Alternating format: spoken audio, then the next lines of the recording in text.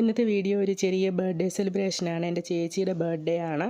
അപ്പം ഞങ്ങളുടെ രണ്ടുപേരുടെയും കല്യാണം കഴിഞ്ഞതിന് ശേഷം ഇതുവരെയും അവളുടെ ബർത്ത്ഡേക്ക് ഞങ്ങൾ രണ്ടുപേരും ഒരുമിച്ചുണ്ടായിരുന്നിട്ടില്ല. പക്ഷേ എൻ്റെ ഒരു ബർത്ത്ഡേക്ക് ഞങ്ങൾ ഒരുമിച്ചുണ്ടായിരുന്നു. അപ്പം ഞങ്ങൾ ഒരുമിച്ചുള്ള ഒരു ബർത്ത്ഡേ ആണ് കുറേ വർഷങ്ങൾക്ക് ശേഷം. അപ്പം നമ്മൾ ചെറിയൊരു കേക്ക് വാങ്ങിച്ചു, അമ്മ പ്രഥമൻ വെച്ചു. അങ്ങനെ നമ്മൾ ചെറിയ രീതിയിൽ കേക്കൊക്കെ കട്ട് ചെയ്ത് ചെറുതായിട്ടൊന്ന് ബർത്ത്ഡേ ആഘോഷിക്കുവാണ്. എല്ലാ പ്രാവശ്യത്തെയും പോലെ തന്നെ ചാക്കോച്ചൻ തന്നെയാണ് കേക്ക് കട്ട് ചെയ്യുന്നത്. ആരുടെ ബർത്ത്ഡേ ആയാലും ചാക്കോച്ചൻ്റെ ബർത്ത്ഡേ ആയിട്ട് സ്വന്തം വിചാരിച്ചിട്ട് പുള്ളി തന്നെയാണ് കേക്കൊക്കെ കട്ട് ചെയ്തത്.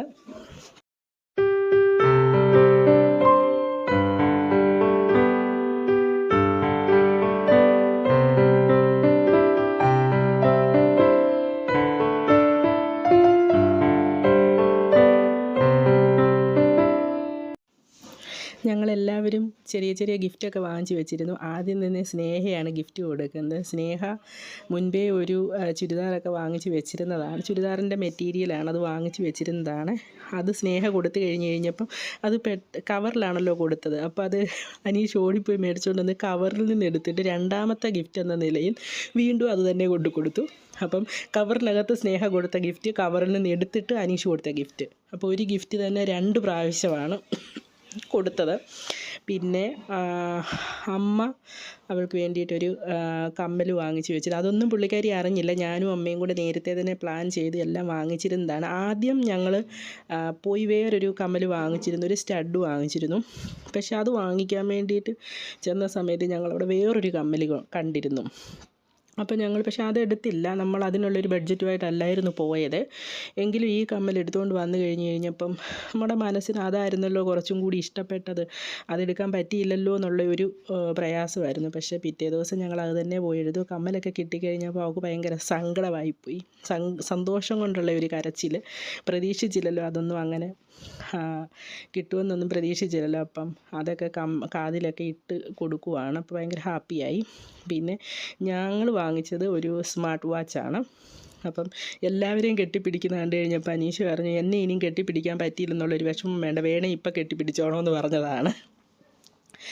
അപ്പോൾ അങ്ങനെ ചെറിയ ചെറിയ ഗിഫ്റ്റുകളൊക്കെ കൊടുത്ത് ചെറിയ ചെറിയ ആഘോഷങ്ങളിൽ കൂടിയൊക്കെ ആ ഒരു ദിവസം ഇങ്ങനെ കടന്നുപോയി. ഇതൊക്കെയല്ലേ നമ്മുടെ ലൈഫിൽ ഓർക്കാൻ നമുക്കുള്ളൂ.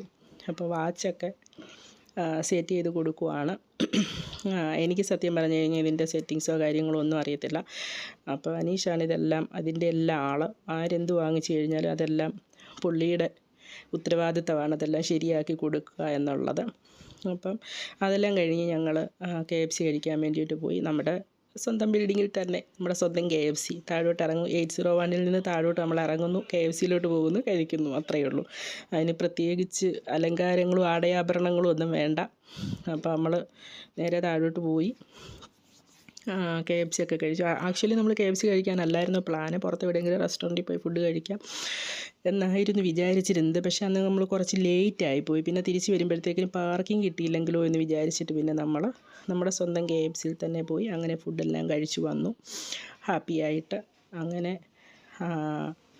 സന്തോഷകരമായൊരു ജന്മദിനം കൂടെ കഴിഞ്ഞു. ഞങ്ങളെല്ലാവരും കൂടെ ചേർന്നിട്ട് അത് നമ്മുടെ പരിമിതമായ സിറ്റുവേഷനിൽ വെച്ചിട്ട് വളരെ ഹാപ്പിയായിട്ട് തന്നെ ആഘോഷിച്ചു. അപ്പോൾ ഇന്നത്തെ വീഡിയോ ഇത്രയേ ഉള്ളൂ. Thank you so much for watching. മറ്റൊരു വീഡിയോയുമായി വീണ്ടും കാണാം.